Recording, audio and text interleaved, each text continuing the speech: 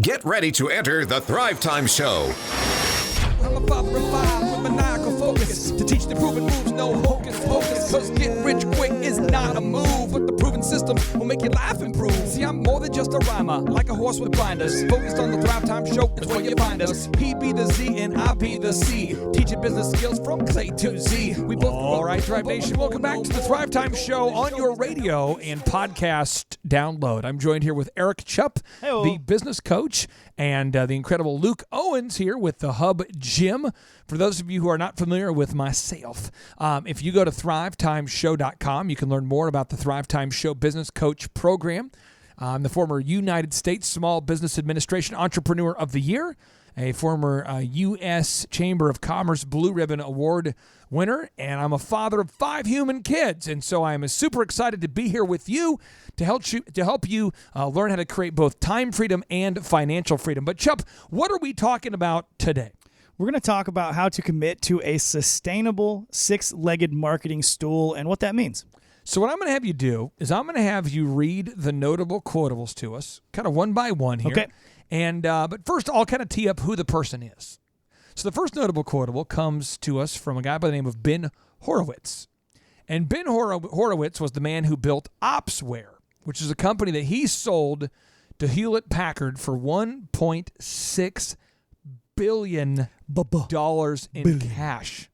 He's also the co-founder of Andreessen Horowitz, which is a venture capital firm that has gone on to do very, very well. So, Chup, what does he have to tell us about a marketing stool? He says you can't succeed by making something just a little better. People are fundamentally lazy, ouch, and they're not going to adopt something unless it's at least 10 times better than what they already have. The incumbents are happy to make lots of money offering customers something that they're familiar with. To win, you have to build a breakthrough, a no-brainer, major enough to cannibalize the business. That's that $1.6 billion company salesman, Ben Horowitz. So your business coach will work with you on this, but you have to look at it like this visually. I want everyone to make this visual image in your mind right now. Understand this idea. Get this idea. Please grasp this idea. You're going out to go hunting. There's places where you can go hunting, and you'll hide up in a blind waiting for a deer. You cover yourself in deer pee. You're covered in deer urine. You're waiting up there forever. You're waiting for a pheasant to come out. Chup, you hunt. I've hunted. You're waiting for something to come out of the woods and to shoot it, right? Try to shoot it. Okay, so that's one form of hunting. This is what marketing is like, okay?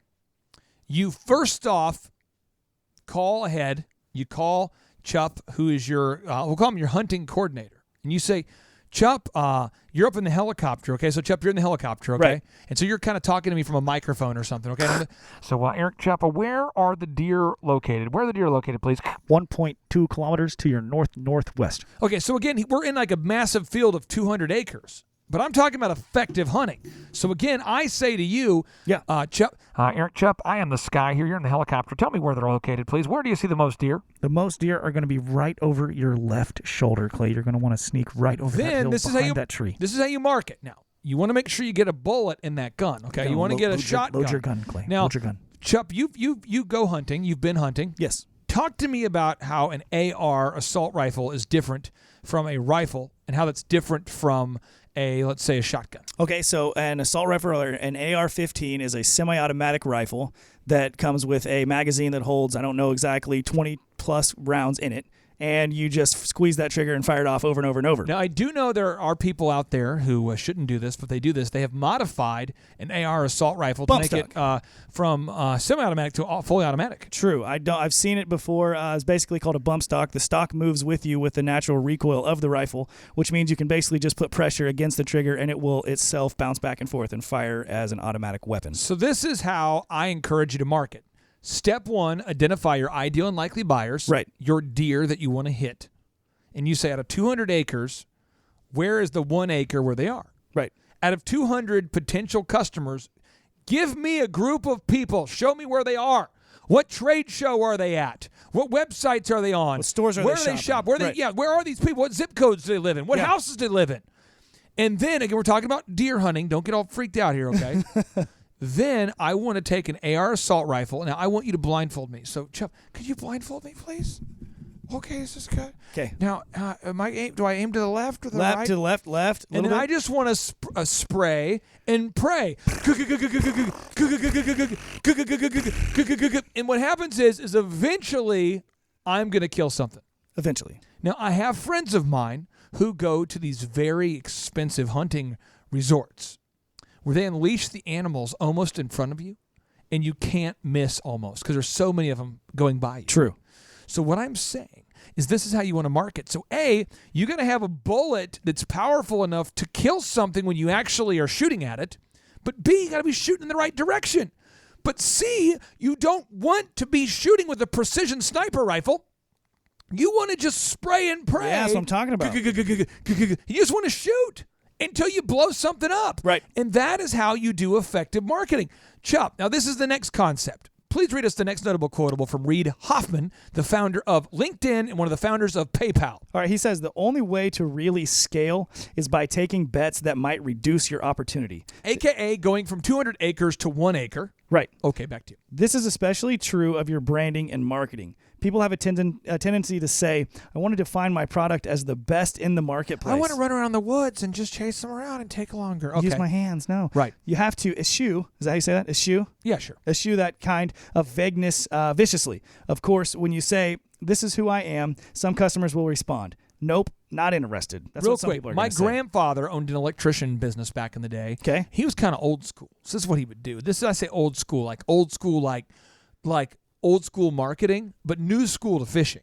Like So before school was cool. Well, because when you're fishing, right, back in the day when you're fishing, like old school fishing, what you do is you don't know where the schools of fish are. Right. So you're just running around, putzing around that trolling motor, and you're trying to be quiet. Dynamite. And you go out at 4 a.m, and you're quiet by the reeds, and you don't want to talk because the water is just perfectly flat on the lake, and then you're just but you're casting out the line. Zzz, and there's little worms and all the whole thing.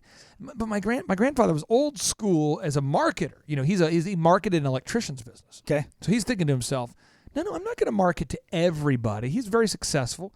I'm not going to go fish in the whole freaking lake. I'm going to buy a fish finder, which a lot of people think is kind of unethical. As a fisherman, there's a lot of people who fish who think it's kind of a cheeseball move.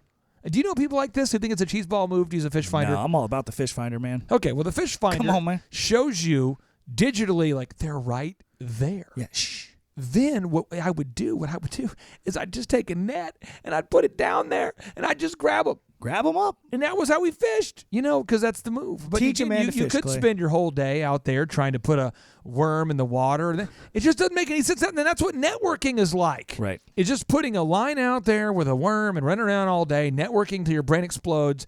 And you've seen this, Luke, as the owner of the Hub Gym. Have you not seen this idea of you just networking your way to booking 1,000 members at the Hub Gym? Oh, it's huge, but there are no actionable steps in networking, period. You're not going to be taking any actionable steps. How you doing? Reid Hoffman goes on to say, but if you don't make those sorts of bold statements, you can never really learn what people want, whether people want what you're offering. So what he talks about is you got to make bold claims when you're marketing. Bold claims. So step 1, find the right area to market to. 2, make bold claims. Seth Godin writes, he says, marketing is a contest for people's attention. Marketing is simply a contest for people's attention. This is a New York Times bestselling author, a guy who sold his business to Yahoo for $30 million. Jeff Hoffman from the book Scale says, without sales, you have no business. Come on. I would tell you, if I'm sitting down with you, coaching you one-on-one, I'd say the goal of a business is to build a time freedom and financial freedom creating business, not a job that's 100% dependent upon you and 100% non-delegatable. Thus, we must focus on creating turnkey marketing systems that have the ability to generate leads for your business without you personally having to go out and to generate the new business. Many self-employed people are failing because they fall into the trap of believing the only person within your organization who can generate leads, sales, and essentially life-giving income to your business is you. You want to develop a 3-legged marketing stool, a triple-pronged approach that's not dependent upon you personally going out there and generating every lead. You want it to work whether you're on vacation or not. So what you have to do is, one, you have to define right now who is your ideal and likely buyer. Then you have to work with your coach to define the 3 legs, the 3 forms of marketing that you're going to commit to. You measure those results, and as soon as you get those 3 legs to be effective, then you add another leg, and then another leg, and another leg. But you don't add another leg until they're all proven to be effective. And that is what happens. And then once you do that, then you move on to the next process of effective marketing is when now you can generate leads. Now you focus on lead conversion, and your coach will help you do that. Then your coach will help you focus on product delivery, and your coach will help you do that. And then you focus on collections, and your coach will help you do that. And then you can focus on spending the copious amounts of cash to buy all the stuff that you don't even want or need. But you just have so much extra cash, and your coach would love to help you with that too. Boom.